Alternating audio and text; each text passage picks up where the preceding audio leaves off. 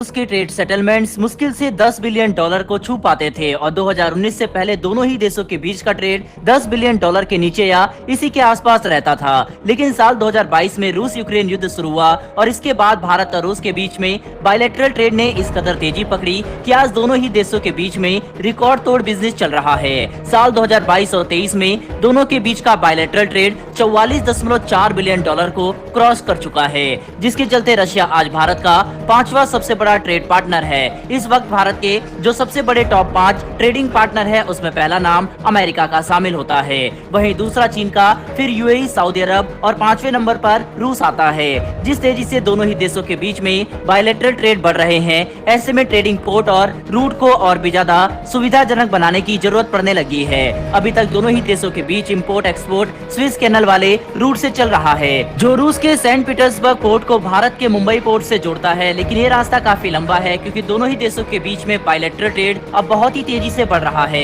ऐसे में इस रास्ते से सामान एक्सपोर्ट और इम्पोर्ट करने में लंबा वक्त लग रहा है, जिससे दोनों ही देशों को काफी सारी दिक्कतों का सामना करना पड़ता है। ये ट्रेड रूट 8,675 नॉटिकल माइल का है, जिसको कवर करने में 40 दिनों का लंबा वक्त लगता है। इसी परेशानी को खत्म करने के लिए भारत और रूस ने एक न्यू ट्रेड रूट की शुरुआत की है। साल 2019 में सबसे पहले इस ट्रेड रूट को बनाने की अनाउंसमेंट भारत के प्रधानमंत्री ने की थी। लेकिन जैसा कि हमने आपको बताया कि उस दौरान भारत और रूस का बायलैटरल ट्रेड इतना ज्यादा नहीं बढ़ा था, इसीलिए इस नए रूट पर ज्यादा ध्यान नहीं दिया गया। लेकिन अब दोनों ही देशों के बीच का ट्रेड तेजी से रिकॉर्ड तोड़ रहा है, इसीलिए अब इस नए रूट की शुरुआत करना काफी जरूरी हो गया है। भारत के चेन्नई पोर्ट से होता हुआ ये नया ट्रेड रूट रशिया के फार ईस्ट पोर्ट व्लादिवोस्तोक तक जाता है और ये दूरी 5,647 नॉटिकल माइल की है, जिसे कवर करने में सिर्फ 12 दिन का वक्त लगेगा। यानी कि अगर ये नया ट्रेड रूट शुरू हो जाता है तो सीधे तरीके से भारत से रूस और रूस से भारत माल के इंपोर्ट एक्सपोर्ट की लागत और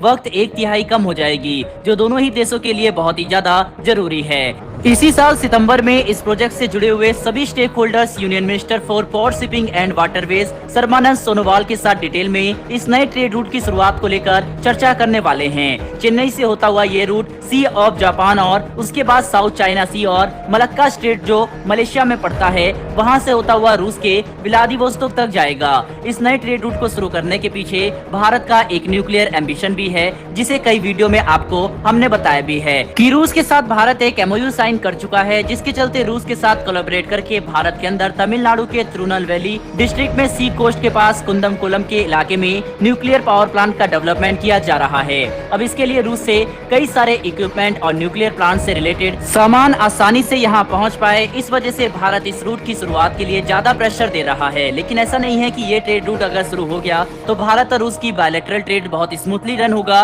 और उन्हें आने वाले वक्त में किसी तकलीफ का सामना नहीं करना पड़ेगा, बल्कि इस नए ट्रेड रूट के भी अपने ही चैलेंज है। सबसे पहला चैलेंज तो यह है कि जिस ट्रेड रूट की फिलहाल बात हो रही है वह रूस के ईस्टर्न मोस्ट साइड में है, यानी कि रूस के मेनलैंड से बहुत ही ज्यादा दूर पर है। इसकी एग्जैक्ट लोकेशन नॉर्थ कोरिया और मंगोलिया के बॉर्डर को टच करती हुई रूस के एज पॉइंट पर है, जिसे एक फार ईस्ट पोर्ट कहा जाता है, जहां पर अभी तक एडवांस लेवल के डेवलपमेंट नहीं हुए हैं। जो कनेक्टिंग रोड्स है उनका डेवलपमेंट भी उतने बेहतर तरीके से नहीं हुआ जितने की जरूरत फिलहाल रूस को है। वहीं पर ये पोर्ट दोस्तों सर्दियों के समय में पूरी तरीके से जम जाता है और बिल्कुल भी एक्सेसिबल नहीं होता। ऐसे में अगर इस पोर्ट से भारत के साथ इतना बड़ा ट्रेड रूट शुरू करेगा तो रूस को इस बात का ध्यान देना पड़ेगा कि आखिर सर्दियों के समय वह किस तरह से पोर्ट के जरिए ट्रेड को जारी रख पाएगा। फिलहाल इन मुद्दों पर किसी भी तरीके का कोई भी बड़ा स्टेप नहीं लिया गया, लेकिन जल्द से जल्द जियोग्राफिक लोकेशन को ध्यान में रखते हुए इस जगह पर जरूरत के हिसाब से डेवलपमेंट जल्द से जल्द शुरू हो सकती है, ऐसा आश्वासन रूसी सरकार ने दिया है। लेकिन अब इसे शुरू होने में और दोनों ही देश के बायलैटरल रूट को बदल